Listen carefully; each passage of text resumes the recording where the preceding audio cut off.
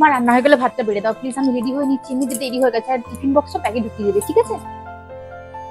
কোথায় যাচ্ছিস? স্কুলে? কোথাও যেতে হবে না, ঘরে যা, ভেতরে যা। কি বলছো? ঘরে থাক, আজ থেকে তোকে কোথাও যেতে হবে না। কেন? অত শত জানি না, তোকে বললাম তুই ঘরে যা, যা।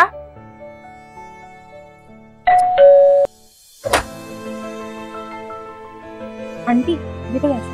হাই মানা। মা আছে? আছে। ভুলে যাওনি আজকে? না। কেন? মাকে জিজ্ঞেস করে না। দেখে মনে হলো তোমার মনটা খুব খারাপ। কি হয়েছে? কিছু হয়েছে? আমাকে বল। স্কুল যায়নি কেন আজকেও? হ্যাঁ আমি বারণ করেছি, না ঘর থেকে বেরোতে দেবো না আমি। ঘর থেকে কোথাও একটু বেরোলে না মনটা যেন চঞ্চল হয়ে থাকে, অস্থির হয়ে থাকে যতক্ষণ না ঘরে ফেরে। কি জানি ঠিকঠাক ভাবে ঘরে ফিরবে তো, মনে উল্টো পাল্টা চিন্তা হয়। সবই বুঝলাম তোর কথা, কিন্তু এত ভালো একটা স্টুডেন্ট, এত ব্রিলিয়ান্ট স্টুডেন্ট, পাড়ার মধ্যে টপার, স্কুলের মধ্যে টপার, ভীষণ রকম ওকে স্কুল ভালোবাসে, পাড়ার প্রত্যেকটা মানুষ ওকে ভালোবাসে। আমাদের আশাও যে আমাদের গর্ব ভবিষ্যতে কিছু করবে, স্কুল কলেজ টিউশন রাস্তা অলি গলি ইভেন হসপিটালেও। কোথায় মেয়েরা সুরক্ষিত বলতো?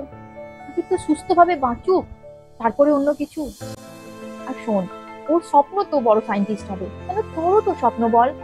আমি তো দেখেছি তার জন্য তোরা কত কষ্ট করিস দিন রাত। এভাবে কি স্বপ্নটা ভেঙে দেওয়া ঠিক হবে বল? দেশের গর্ব, মানে ওকে আটকে রাখাটা কি ঠিক হবে বল? দেশের নাম উজ্জ্বল করবে।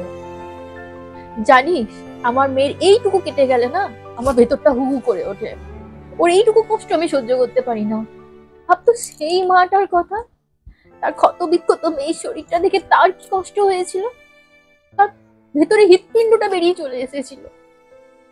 আজ পর্যন্ত একটা রাত ঘুমোতে পারি না ওই কথা ভেবে। কি করে আমার মেয়েকে আমি বাইরে ছাড়বো? যে দেশ নিরাপদ দিতে পারে না, মেয়েদের সুরক্ষা দিতে পারে না, সে দেশ আমার কিসের গর্ব? দরকার নেই এরকম গর্বের, দরকার নেই এরকম শিক্ষার। আগে আমার মেয়েটা তো বাঁচুক, তারপর না হয় সায়েন্টিস্ট হবে।